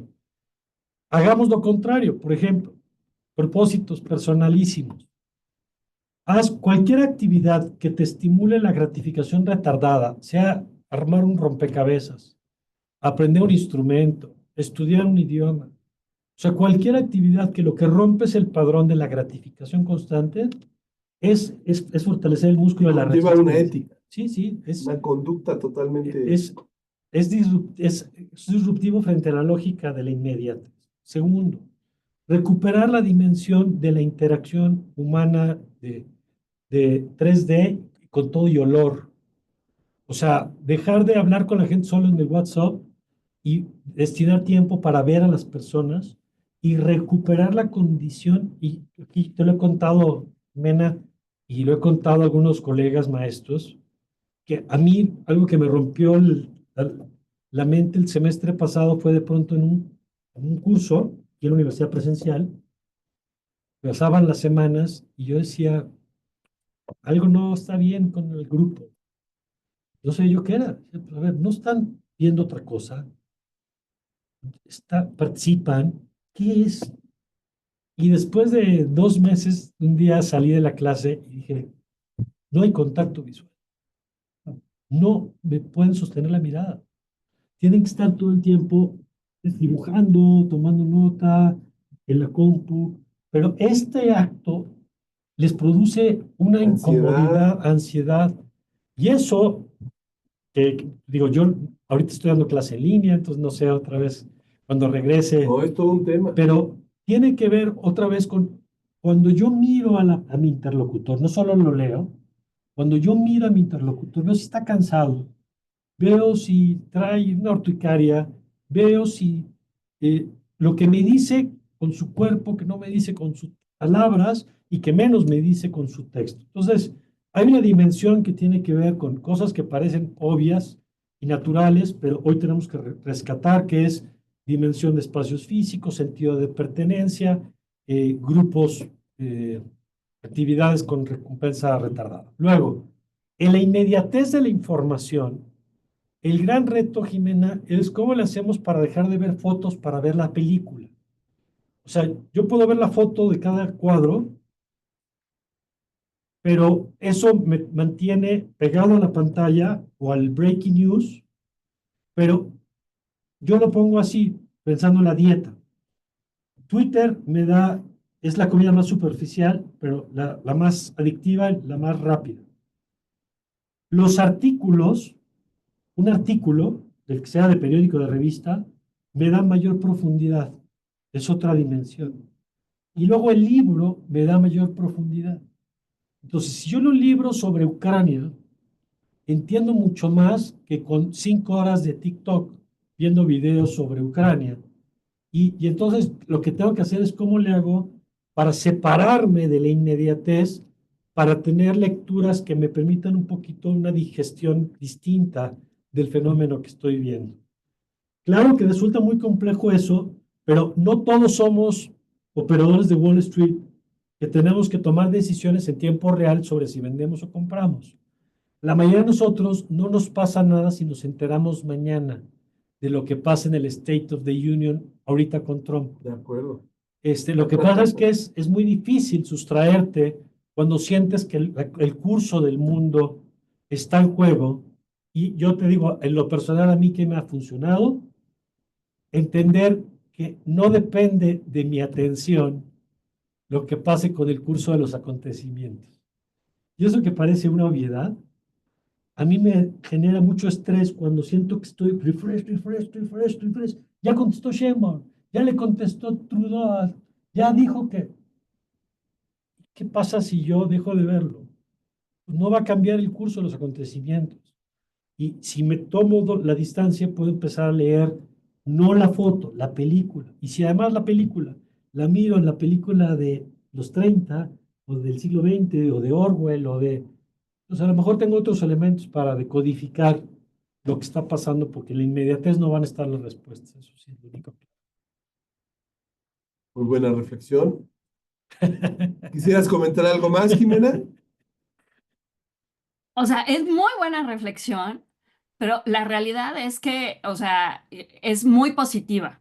O sea, muy, muy positiva en el sentido de que justamente yo creo que la inmediatez ya no nada más tiene que ver, o sea, con Trump, o sea, también tiene que ver con lo que pasa en la misma Ciudad de México, ¿no? Entonces, es una locura porque ahora tienes que estar al pendiente de que no te vaya a tocar la manifestación o no te vaya a tocar el temblor o no te vaya a, o sea, como que no es que haya una, o sea, no es de que haya una guerra en Ucrania y que sea la necesidad de saber lo que está pasando en Ucrania, sino está bien lo que es la urgencia de lo que está Pero, pasando pero a nuestro alrededor. yo creo que es una necesidad construida, porque la manifestación ahí estaba todo la semana pasada, ya hace 5 años, ya hace 10 años. Eh, lo que tenemos hoy es la fantasía de que podemos saber todo el tiempo. Y entonces necesitamos estar conectados todo el tiempo. Se supone que sabemos, pero no es cierto. Y nuestra vida no puede estar condicionada por eso, porque si no, nunca nos despegaríamos, nunca saldríamos, nunca, o sea, eh, lo que pasa es que es muy adictivo. Y esta sensación de estar omnipresente, pero nos va a volver locos. O sea, si tú estás al mismo tiempo en la marcha, en la balacera de Culiacán, en Ucrania y los aranceles, todo al mismo tiempo en la pantalla de tu celular, ¿cómo diablos vamos a dormir? Vas a hacer cortocircuito tarde o No hay temprano. manera, no hay manera. Pero pues ahí estamos, pues, si no, y entiendo, créeme que comparto el mismo dolor que Jimena. Gracias, Gracias. Mario. No sé, algo que quieran comentar el mundo, Carlos, algo que quieran añadir.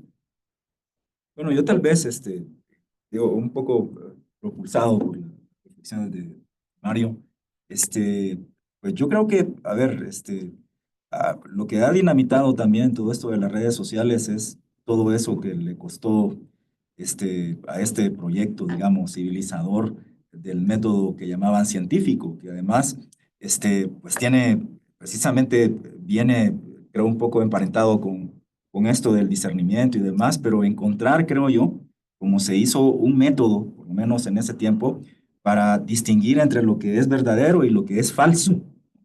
Es decir, ese fue un gran logro civilizador. O sea, Sí, es decir, es llegar a un momento en que tengamos como el tiempo, que es complejo además, para eso ya no hay tiempo así ahora de es. tomar qué es verdadero, qué es falso y Corroborar, poderlo checar. corroborar. Entonces, yo creo que así como encontramos ese método, yo, bueno, en ese sentido soy un poco optimista en el sentido de lo que propone también tu libro, creo que igual, pues toda esta tecnología va a ir dando lugar a formas de poder tratar con toda la complejidad y con todo, entre comillas, demoníaco que tienen. Es decir, pero pues esto lleva tiempo.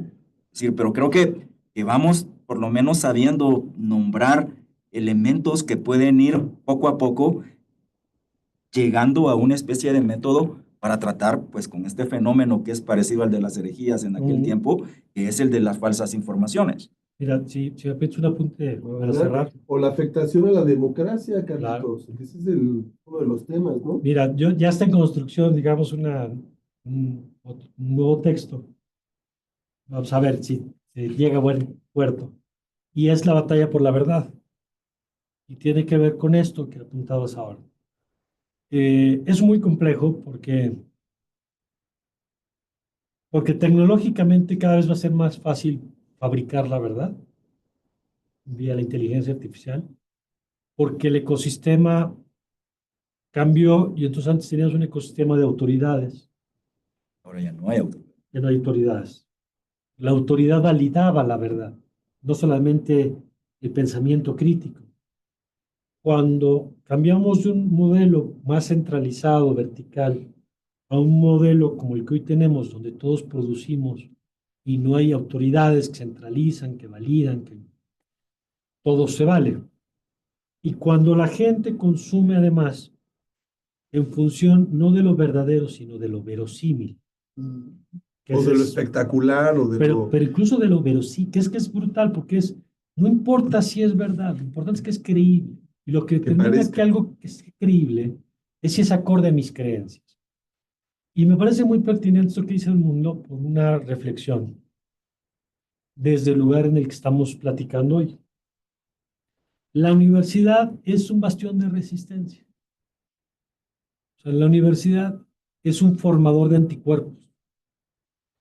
Y esa batalla, la batalla por la verdad, va a tener componentes tecnológicos, filtros, software que identifique qué tan cierto es un video o no. Hay batallas legales eh, para sancionar a quienes usan la imagen de una persona para falsificar.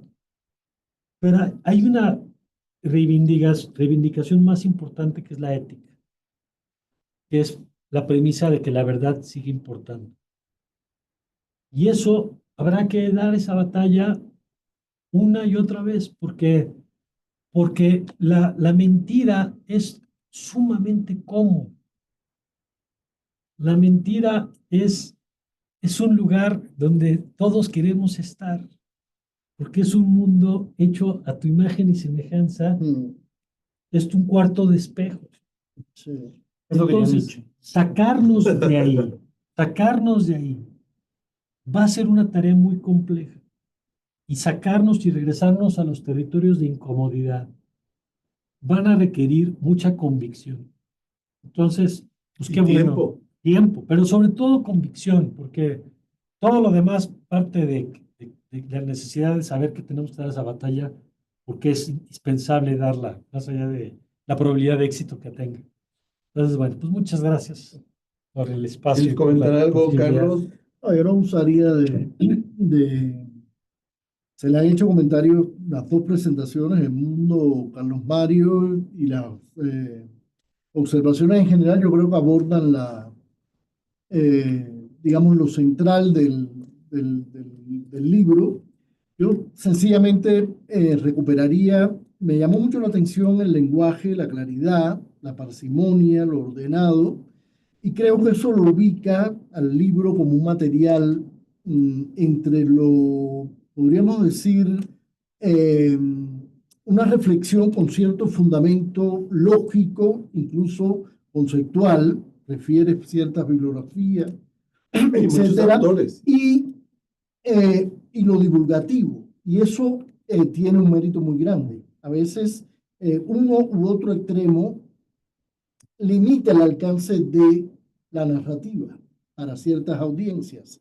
Entonces yo creo que ese es un gran mérito del libro, ubicarse en el centro de una reflexión, una escritura muy ordenada, ubicada Claro. en el centro, muy clara, que permite, como decían ahorita, que hubiera ciertas audiencias muy amplias que pudieran usarlo como un material de reflexión. Yo creo que en ambas exposiciones subyacen toda una serie de observaciones que abrirían el diapasón para seguir discutiendo. Yo te comentaba hace un rato un poco el momento en que está la comunicación política, que es la disciplina más cercana, está en un momento de profunda revisión de sus fundamentos epistémicos, conceptuales y metodológicos, por esto mismo, todo lo que has dicho. La hibridación de los sistemas de medios, la digitalización, el algoritmo, la targetización, que no es nuevo, de las audiencias, pero la relación entre algoritmización y targetización, la descentralización técnicamente de los procesos de mediatización, ya no en una escala o en una línea transversal, sino vertical, es decir, esa relación entre el periodismo, la construcción de la información política y los propios políticos, pero hacia abajo, en su relación con las audiencias, los electores, los ciudadanos. Yo creo que ese momento de la comunicación política lo captas muy bien, y sencillamente toda esta implosión de la esfera pública, toda esta polivocalidad, esta disonante que tratas de referir, tiene efectos no solo, como te comentaba, en disciplinas colindantes. Cultura cívica la ha implosionado totalmente, hemos transitado de la interacción discursiva argumentativa a una interacción performativa digital que ya excluye el condicionamiento espacio-temporal. Y eso tiene implicaciones nociológicas, cognitivas, epistémicas y sociológicas muy profundamente importantes. Y bueno, esto favorece ese interrogante que yo te decía y que también subyace de por qué personas tan profundamente irracionales, hoy como Donald Trump, o como Milei en Argentina, o como Elon Musk, o como el presidente húngaro, etcétera, son tan profundamente exitosas. Porque hacen ad hoc, en su mundo performativo, disruptivo, es ad hoc, no solo al soporte tecnológico, que lo he explicado muy bien, sino también a los cambios culturales tan importantes que estamos viviendo. Yo creo que, y esa es una beta para reflexionar, como decía alguno de los presentes, no recuerdo si fue uno de los dos lectores, estamos ante una subversión de la racionalidad, de la noción de la racionalidad que ciertamente viene de la Ilustración y antes del pensamiento grecolatino. Es decir, cuando hablabas de verdad, la narrativa contrastable, es decir, lo que después la modernidad se llamó ciencia, el pensamiento positivo, esto está perdiendo su valor. Una narrativa encuadrada en un formato digital no necesita ni demostratividad, ni coherencia, ni sofisticación. Es decir, y eso explica también el éxito de TikTok. TikTok es profundamente performativo. Es tal vez el medio más, el soporte, digamos, sobre todo en la juventud. Entonces, abre todo un mundo de reflexiones. Acuérdate que tuvimos este mismo semestre, ya me estoy equivocando. ¿Cuándo vino la colega italiana, experta en memes? El pasado. Fue el semestre pasado. Y hoy salió una nota en el país de eso, de que el meme es el artefacto principal de comunicación de fake news y el que más éxito tiene. Que es muy fácil, pocas palabras, imágenes, chistoso. Y ahí la relación con conceptos como, la importancia que vienen adquiriendo conceptos como posverdad, fake news, etcétera, ¿no? Entonces yo creo que el libro abre todo un diapasón de discusión muy interesante, no solo para la carrera de comunicación, sino también disciplinas afines, fronterizas, ciencia política, filosofía política, la propia filosofía, etc. Muy bien. Entonces, felicitarte una vez más, Mario. Muchas gracias. Qué gusto. Gracias. Claro, y que se pueda hacer la presentación ya a nivel de licenciatura con grupos concretos, a ver si logramos ahí con otros profesores ahí, para que escuchar la opinión de los estudiantes, ¿no? Claro.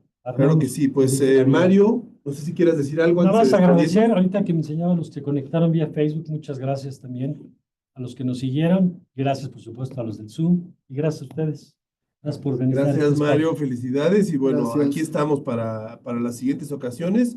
Nos despedimos, les damos las gracias por habernos acompañado y les deseamos buena tarde, buena noche. Muchas gracias. Muchas gracias. Se conectaron 6, ¿no? Sí, pero hubo